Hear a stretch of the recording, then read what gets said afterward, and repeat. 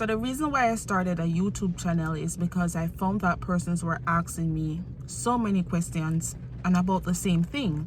So I figured more or less that if I put it in some form, in some format that I could just direct persons to say, hey, you can listen to this video or watch this video and see, you know, here's the information, then that would help me along the way in terms of presentation, or just not being so overwhelmed by answering the same questions all the time.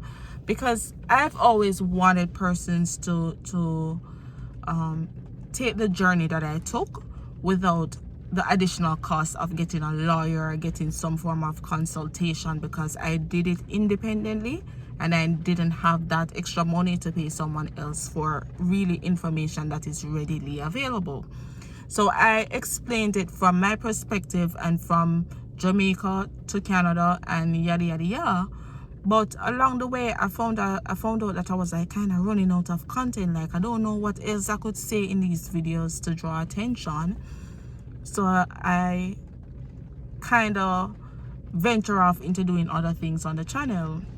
Now, at first, the emotion that comes with starting a YouTube channel for me was like, what if I don't say the right thing? What if I don't have enough subscribers? What if I don't have enough views?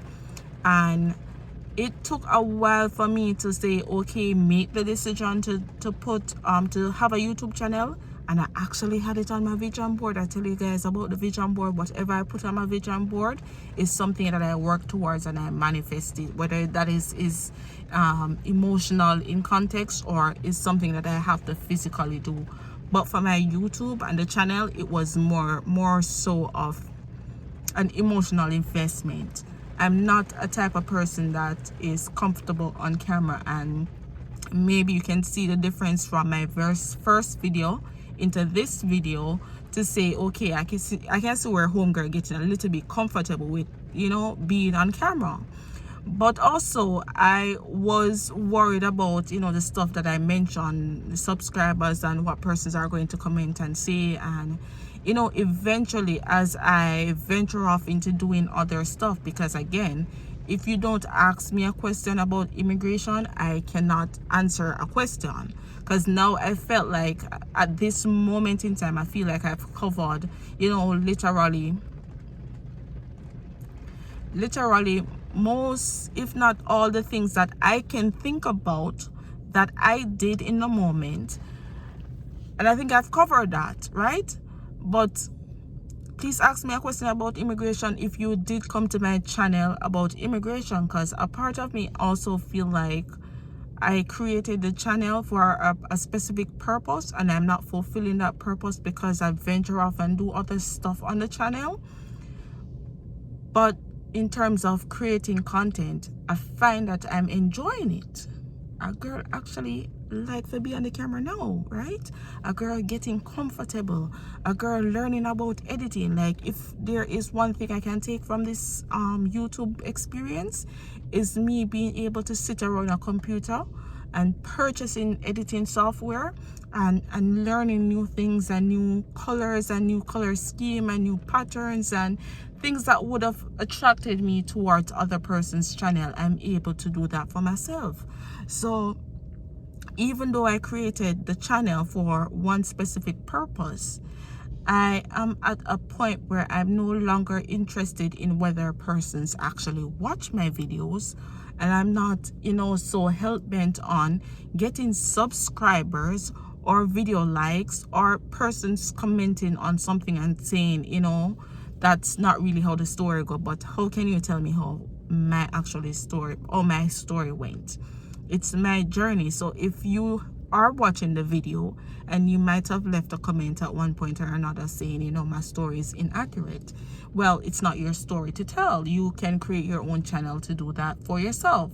But in essence, what I'm trying to say, I started it on a specific purpose, and I venture off and I started to do vlogs, and I found that things about unboxing and shoes and reviewing and putting them on and taking pictures, guys, YouTube live and some of those more professional videos that you're seeing, it takes a lot of work. for some of my videos, it could take me maybe 2 to 3 attempts to actually get the camera rolling or get my phone rolling, because I don't have a professional camera. I'm sitting in my car with, an iPhone 11. But sitting in my car and sitting here and trying to start, and then along the way, if I make a mistake, I think that someone is going to judge me on it. Girl, all of that through the window. Girl, in the business, say what you want to say, right? This is my channel, and if you don't like what I have to say and how I'm presenting myself, then don't watch it, because this is not my source of income. Again, this to me has just morphed into a hobby, a mere hobby, right? Especially when it comes to content surrounding shoes. It will take me maybe 2 to 3, 4, 5 days just taking pictures of my shoes to put into a 10-minute video. And for what? I'm not doing it for the likes. Like, I'm doing it because now I'm so fascinated with my shoes. I'm so fascinated with some of the images, and cause chit chat that I'm a girl and she can take a good picture. Me, I tell a girl know what she do, so yeah. So for persons who are new to my channel, or persons who are starting a YouTube channel and having struggled to be on a camera, you will get over it. And I hope that with a lot of practices and a lot of patience, you don't actually give up, because along the way I wanted to give up, and I wanted to give up on basically because I didn't have a lot of subscribers, or because I didn't have a lot of views when I post a video. And now I'm like, I take the video, I edit the video, and if you watch it, you watch it, and if you don't, you don't, and I'm still living and I can still move on with my life. So it's just a hobby for me. Now, if it could make me income at some point or another, to God be the glory.